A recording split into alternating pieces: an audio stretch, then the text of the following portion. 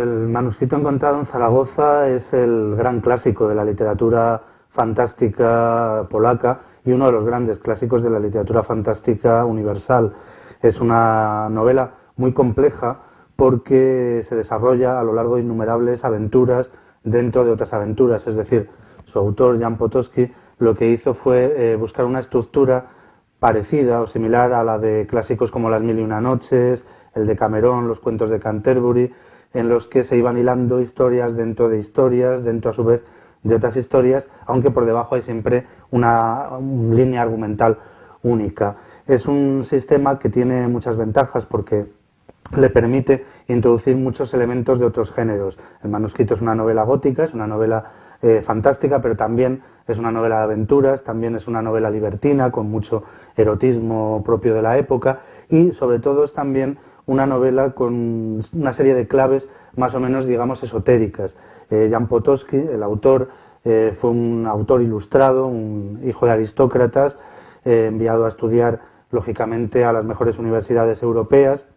y aprendió francés, lengua en la que se expresó normalmente y en la que está escrito el manuscrito, y como tal intelectual, aristócrata e ilustrado de la época, estuvo muy implicado en todos los movimientos intelectuales y también un poco esotéricos. Seguramente fue masón, se dice que incluso pudo tener contactos con los Illuminati de Baviera, y durante el tiempo que pasó en Francia, en París, se interesó en todos los elementos, digamos, masónicos, esotéricos, cabalísticos y demás, que utilizó para pergeñar esa trama claramente iniciática en la que, bueno, pues al joven protagonista de las historias le van ocurriendo una serie de pruebas, una serie de aventuras que tienen ese carácter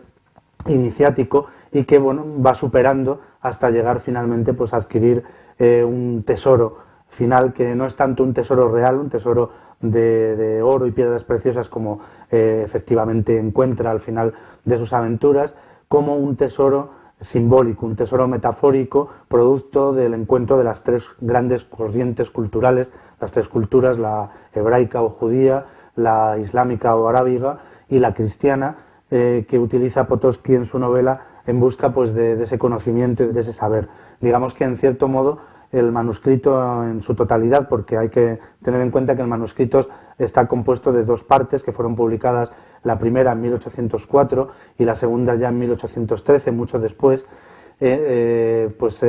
ofrece de alguna manera una especie de libro de instrucciones esotérico para encontrar el conocimiento, la sabiduría, siempre en base a la tolerancia, a los ideales iluministas, igualitarios, propios de la época, ¿no?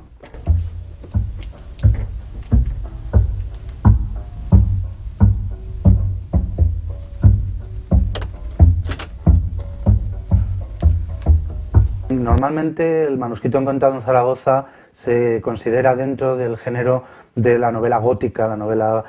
fantaterrorífica que floreció entre finales del siglo XVIII y principios del XIX, pero dentro de ese género al que indudablemente pertenece por una serie de características muy evidentes, ¿no? El misterio, la serie de intrigas sobrenaturales que a veces tienen explicación luego lógica y razonada,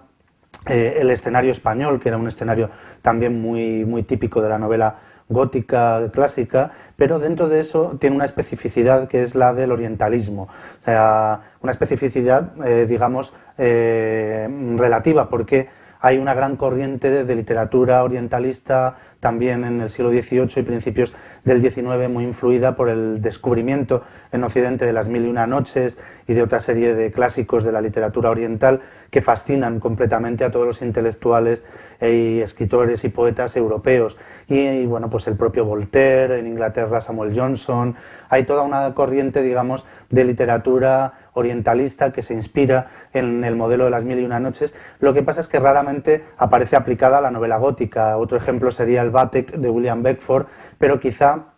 sea el manuscrito encontrado en Zaragoza el ejemplo más obvio y más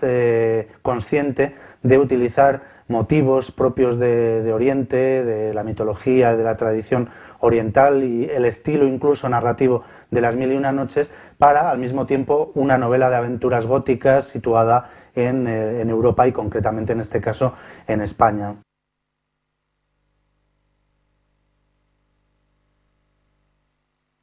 Jan Potocki es uno de los autores más singulares en la historia de la literatura polaca y quizá también de la literatura universal. Era un hijo de su tiempo, fue conde y aristócrata y gracias a eso pudo estudiar en las mejores universidades europeas, viajar por todo el mundo conocido y parte del desconocido, y fue también un hombre profundamente implicado en las inquietudes esotéricas y políticas de su época. Se ha dicho que llegó a contactar con los Illuminati de Baviera, que fue un gran promotor de los ideales de la Revolución Francesa, y todo eso se nota en su obra, en el manuscrito encontrado en Zaragoza, que tiene un marcado carácter iniciático, cabalístico y también humanista, porque propone de alguna manera la reconciliación de las tres culturas, la cultura hebraica o judía a través de la cábala y del esoterismo hebraico, la cultura árabe, islámica y la cultura también cristiana, siempre bajo su forma más, digamos, esotérica y tolerante. Pero por otra parte fue un personaje realmente fascinante que a su retorno a Polonia, ya en los últimos años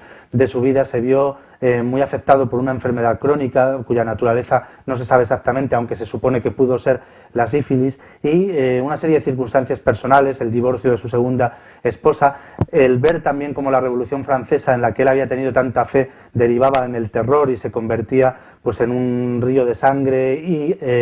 en una serie de promesas también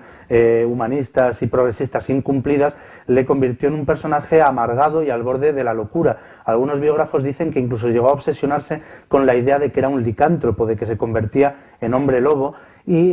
realmente puede que algo de eso haya si nos atenemos al hecho de que se suicidó de una forma muy singular, y es que durante varios meses fue fundiendo lentamente una cucharilla de plata hasta darle la forma de una bala con forma de fresa, que fue la que utilizó para suicidarse con su propia pistola, un poco a la manera de Larra, y fue por lo que le acabó quedando el mote de el hombre que se suicidó con una fresa.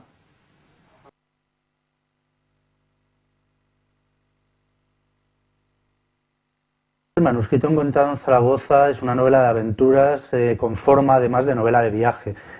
Narra precisamente las aventuras de su joven protagonista en el camino desde Andalucía hasta la corte de Madrid y todo lo que le ocurre en ese transcurso. Y es lógico que así fuera porque Jan Potocki fue un gran viajero, como muchos de los hombres ilustrados de su época, pero con gran facilidad debido a que era un conde y a que tenía pues grandes medios para ello. Recorrió gran parte no solo de Europa, él viajó indudablemente por España, por el norte de África, por Marruecos, sino también, lógicamente, por los territorios de Oriente Próximo, por Grecia y el Gran Turco. Hizo un poco lo que se llamaba entonces, en el siglo XVIII, el Gran Tour, que era lo que cualquier intelectual, aristócrata, ilustrado tenía que hacer antes de poder pasar, digamos, a mayores, ¿no? Entonces esto se evidencia muy claramente en su novela, en el sentido de que él dejó gran número de libros de viajes contando sus expediciones. Llegó incluso a formar parte de una expedición del zar de Rusia a Pekín, que nunca llegó hasta allí porque bueno, se vio interrumpida por los tártaros y se tuvo que quedar a medio camino. Pero los libros de viaje de Jan Potocki, entre ellos en sus viajes por España, se consideran uno de los grandes antecedentes de la literatura etnográfica contemporánea, porque él, como científico ilustrado que era, fue dejando constancia en todos ellos de descripciones muy pormenorizadas, no solo del paisaje, sino también de las costumbres locales, de la forma de ser de los habitantes de cada lugar, y todo eso encaja muy bien en la estructura de novela de aventuras que tiene el manuscrito encontrado en Zaragoza.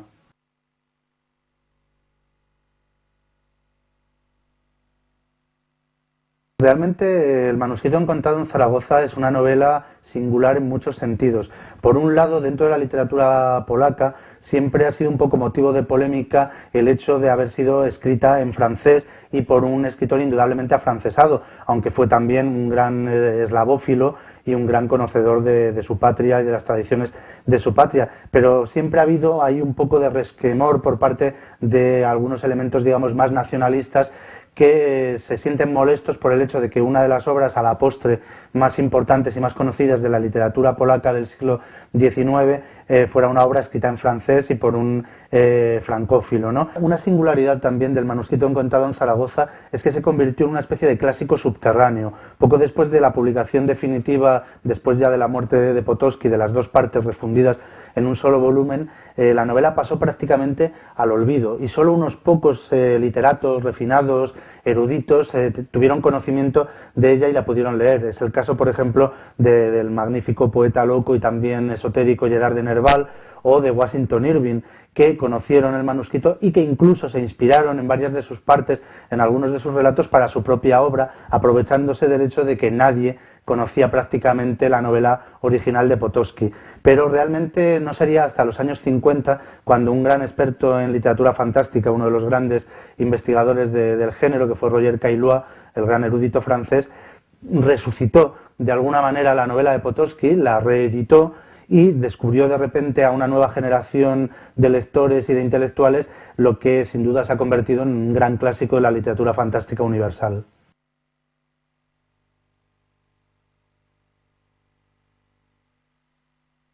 Bueno, la película El manuscrito encontrado en Zaragoza surge en un momento especialmente dulce y especialmente feliz para el cine de los países del este y para el cine polaco, que son los años 60, los años previos a la reacción soviética con la invasión de los tanques en Praga. O sea, estamos quizá en el momento más aperturista del bloque de los países del este y en un momento en que sus cineastas, intelectuales, escritores gozan de una cierta libertad creativa, incluso en algunos aspectos superior a la que tenían muchos cineastas occidentales, ¿no? Es en ese momento cuando Haas dirige sus primeras películas y es en el momento en el que además también hay un cierto giro dentro del cine de los países del este hacia la literatura y el género fantástico. Por un lado se adaptan obviamente muchos escritores prestigiosos, nacionales, de las cinematografías del este. En el caso de Polonia pues podríamos hablar de adaptaciones de escritores como Sienkiewicz o gente, poemas como el Pantadeus, etcétera. Se hacen varias versiones en esa época, pero además también se gira hacia una fuente más extraña, que es la de la literatura fantástica, la de los clásicos más oscuros, como es en el caso de Haas, el manuscrito encontrado en Zaragoza.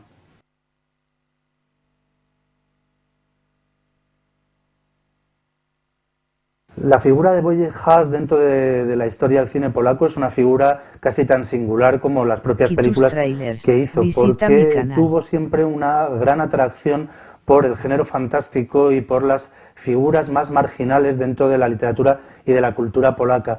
Quizás sus películas más conocidas sean precisamente El manuscrito encontrado en Zaragoza, que adapta la primera parte de la novela de Potocki, y posteriormente Sanatorio bajo la clepsidra, que es también adaptación de la novela homónima de Bruno Schulz, otro escritor, esta vez ya del siglo XX, considerado el Kafka polaco y que fue asesinado por los nazis durante la ocupación de Polonia, y que es también una película tanto como una obra literaria singular, con un carácter marcadamente fantasmagórico, extraño y surrealista. Digamos que en ese sentido Haas, dentro de la cinematografía polaca, representa una especie de corriente surrealista, muy próxima también a otros directores de cinematografías como la checa o incluso la propia cinematografía soviética, pero muy atípica en conjunto comparativamente frente al resto de los cineastas de su país y de su tiempo. Yo creo que hasta cierto punto es natural que Haas se interese por la obra de Potocki, porque ambos poseen una sensibilidad muy similar y ambos poseen un cierto carácter singular dentro de la cultura polaca. En ese sentido es en el que tanto Potocki literariamente como Haas se apartan un poco de lo que podríamos llamar la corriente general de la cultura polaca, muy marcada por el nacionalismo, por el independentismo, muy marcada por los traumas de las invasiones de Rusia, de la invasión alemana, etcétera. En ese sentido,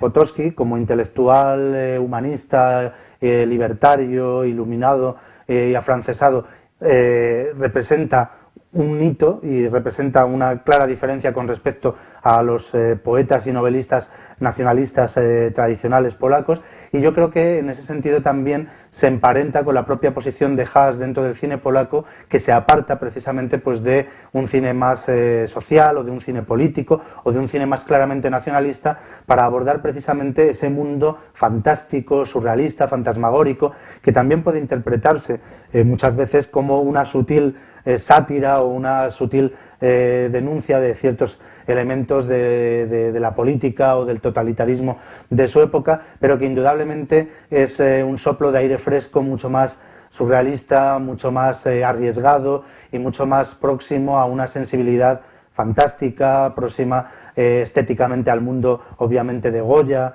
al mundo de pintores pues, como el Bosco, y que en general por el tono que tiene la película, la utilización de la banda sonora, la estética y demás, se aparta radicalmente del realismo social y de otras corrientes típicas de los países del este en esa época, para inscribirse directamente dentro de un surrealismo que fascinaría pues, al propio Buñuel.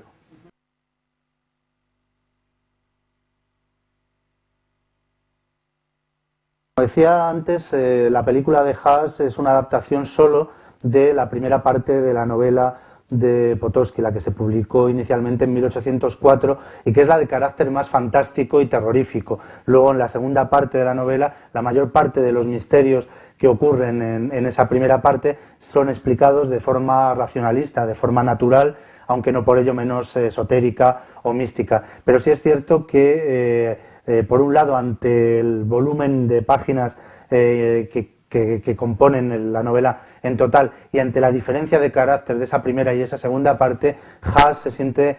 mucho más identificado y más inclinado a ocuparse de la primera parte, la publicada en 1804, que es, como digo, la que tiene un carácter más directamente fantástico, donde aparecen los espectros, las historias más terroríficas, las escenas de los ahorcados, la historia del jorobado, en fin, todo ese mundo delirante con un poco o mucho de historia de fantasmas, aparte del exotismo y el erotismo de las mil y una noches, ¿no? Yo creo que indudablemente Haas elige esta parte porque se siente más inclinado a esos aspectos fantásticos y surrealistas que luego a la parte más, digamos, de aventuras. En ese sentido y en otros, yo creo que Haas es notablemente fiel a la novela. No en todos los episodios, tiene que adaptar muchas cosas, tiene que resumir muchas de ellas, pero sí que en términos generales sigue fidedignamente la línea argumental y muchos de los episodios que aparecen en la novela, y sobre todo es muy fiel a ese aspecto del que hablaba antes, que es el aspecto un tanto picaresco que tiene la novela de Potocki, y ese aspecto que nos recuerda al de Camerón, que nos recuerda a las propias Mil y una noches e incluso pues a la novela picaresca española y europea. Tiene tanta importancia a veces en la película el elemento erótico y libertino como el elemento terrorífico y fantástico, y hay episodios humorísticos, de duelos, de persecuciones, etcétera, que tienen, como digo, tanta relevancia como las apariciones de los ahorcados, los espectros, los fantasmas, etcétera.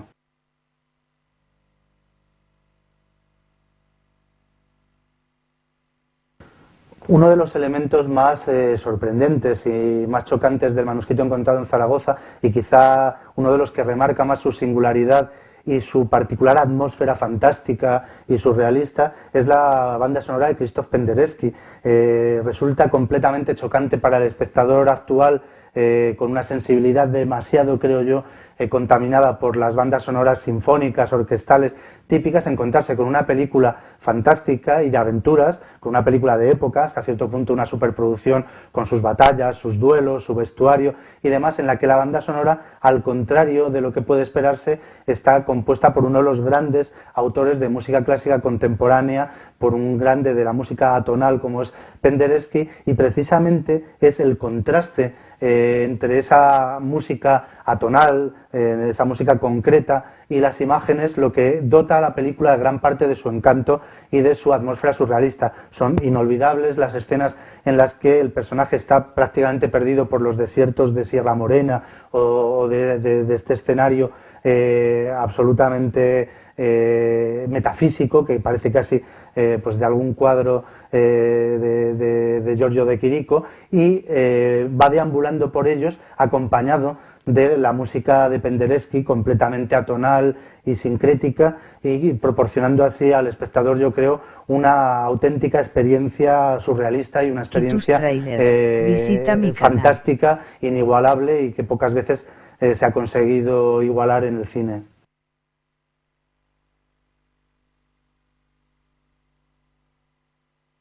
La película fue muy bien recibida en todos los festivales europeos y por la crítica, y se convirtió, yo creo que automáticamente, en un clásico casi de culto, ¿no? Bueno, es famosa la anécdota de que Buñuel fue uno de los primeros en reconocerla como una gran película y como una pieza clave del cine, digamos, surrealista, y eso, bueno, pues ya arrastró detrás de él a toda una serie de intelectuales y de cinéfilos del mundo entero. Yo creo que, bueno, es una película que se estrenó prácticamente en todo el mundo. Lo que ocurre es que, indudablemente, por un lado, supuso un esfuerzo casi a nivel de superproducción para el cine polaco de la época, y tratándose de una película de índole fantástica y surrealista, cuando después hubo esa especie, digamos, de recesión en los cines, en las cinematografías del este, un poco impuesta por un retorno a fórmulas más de cine social, más realistas, pues de alguna manera resulta hasta cierto punto lógico que no se invirtiera en hacer una segunda parte, que hubiera podido parecer natural existiendo la segunda parte novelística, ¿no? Sin embargo, lo que está claro es que el manuscrito encontrado en Zaragoza se convirtió, como digo, en un clásico de culto automático. Fascinó, por ejemplo, a Jerry García de los Grateful Dead, que hizo todos los esfuerzos posibles por localizar una copia, restaurarla y conseguir que se editara. No llegó a ver el fruto de sus esfuerzos, porque murió antes de que definitivamente, gracias a la intervención de Scorsese y Coppola, se hiciera una edición en DVD remasterizada, restaurada y demás de la película. Pero bueno, independientemente de eso, distintas versiones con distintos metrajes de la película se han seguido exhibiendo sistemáticamente en todos los grandes festivales, en retrospectivas dedicadas al cine fantástico europeo, al cine de los países del este, etcétera, y sin duda es una piedra angular para entender el cine fantástico de Europa del Este y el cine fantástico europeo en general.